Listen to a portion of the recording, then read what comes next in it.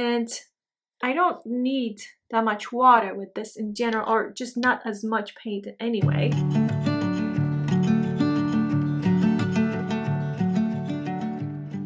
Hi friends, welcome to this class. So we're going to paint this hummingbird. We're going to paint it loosely, like in a looser style. And what comes to that is basically not like focusing on like smaller areas to paint every single feather, every single hair. This is just a rough watercolor paper, and if you want to use cold press, I suggest Arches, but you can also go with like Saunders Waterford and so on. I don't recommend Honey Milady Collection cold pressed because the new batches feel like hot pressed, unless you're lucky to find the old version of the cold pressed, the collection, because then you have nice texture. I am going to grab, let's see, my long quill size 4 brush. How we're gonna wet it, right? So we're gonna wet the inside of the bird here, because whatever you want the paint to bleed toward the background, then you wet the background too.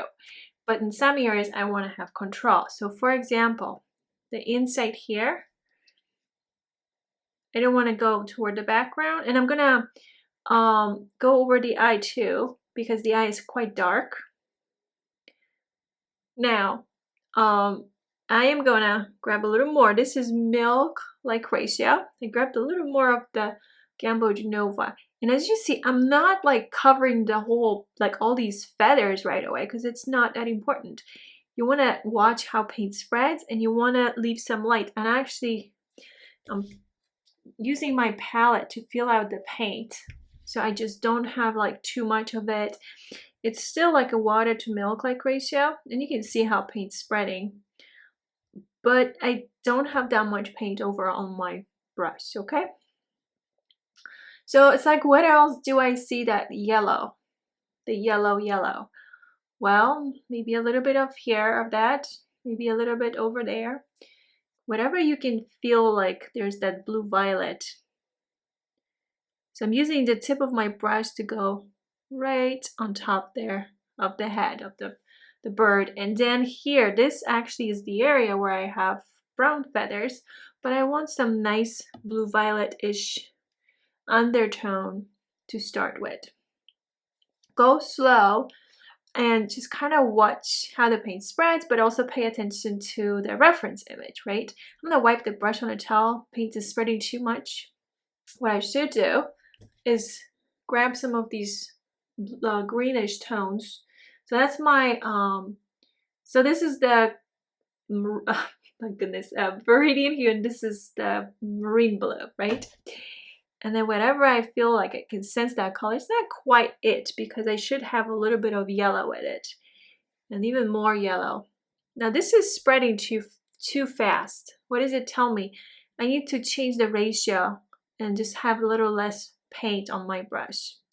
So more that something that feels milk-like ratio, but not as much paint on my brush.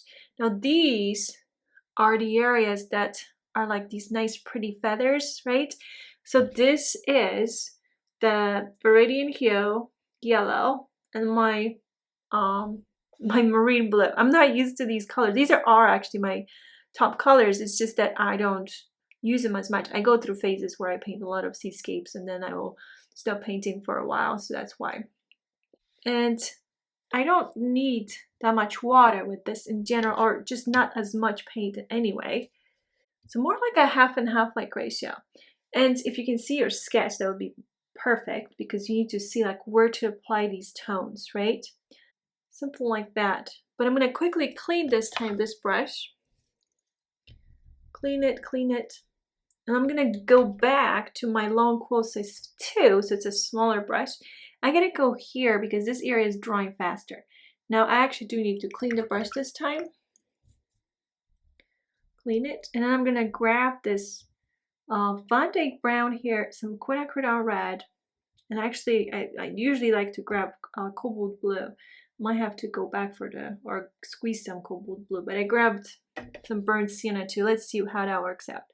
So these are my darks, and I do want that cobalt blue because that's kind of like a nice blend. I go with this blend a lot. Cobalt blue with quinacridone red, and then adding some of the Van Dyke brown. So there's my cobalt blue here. quinacridone red, and there's the Van Dyke brown. This is like a perfect mix for me. I just love it. But I'm gonna go here around the eye.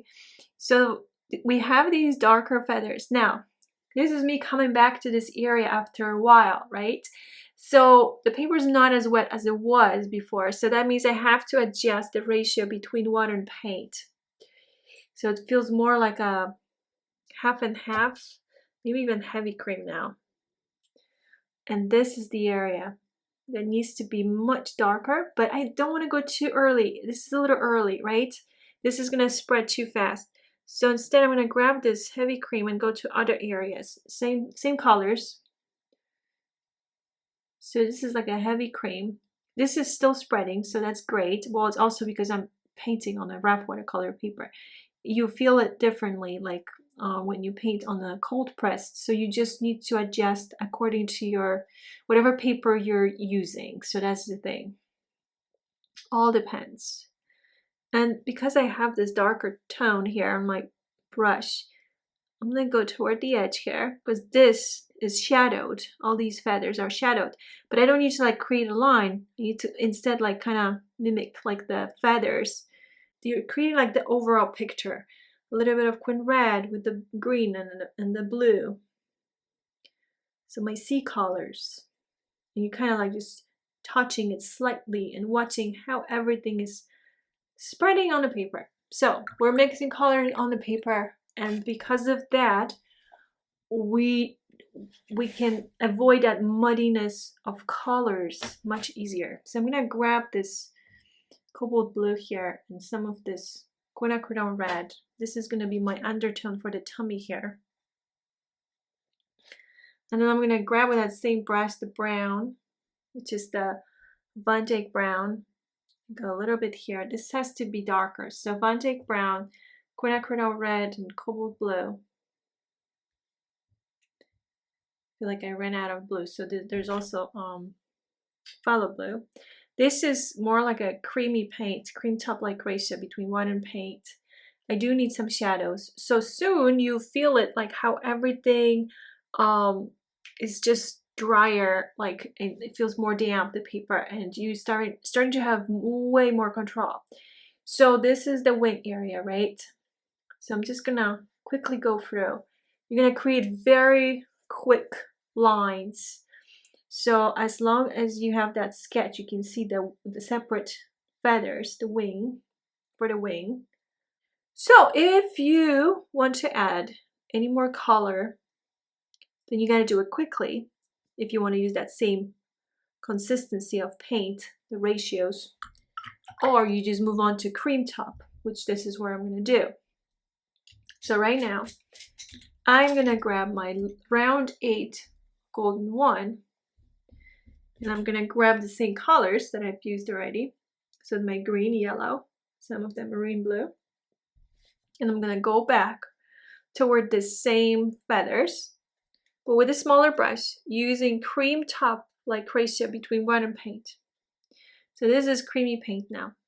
So I gotta keep this blend, and this is also phthalo blue, but I gotta keep this blend as clean as possible. So if I feel like it's getting muddy, then I'm gonna clean my brush. Now it's important because at this stage, it's easy to pick up other colors. This is phthalo blue, some quinacridone red, and the same colors. I didn't clean my brush. But it's easy to get into that muddiness at this stage. So just kind of like try to separate some of these feathers with the tip of your brush. Go. And I'm going to go through this area here and then here, because I do need shadows. I do need shadows. And even here, like this is not done yet. Like I have to go back and do it again, like go through these areas. Now I do want to separate these feathers too. So this is where you want to use maybe a little more of that Van Dyke brown, because we are using Van Dyke brown for these feathers over here. All right, my friends, we finished painting this hummingbird, and I think it was a lot of fun to work on the feathers overall. And please let me know if you have any questions. Thank you so much for your time.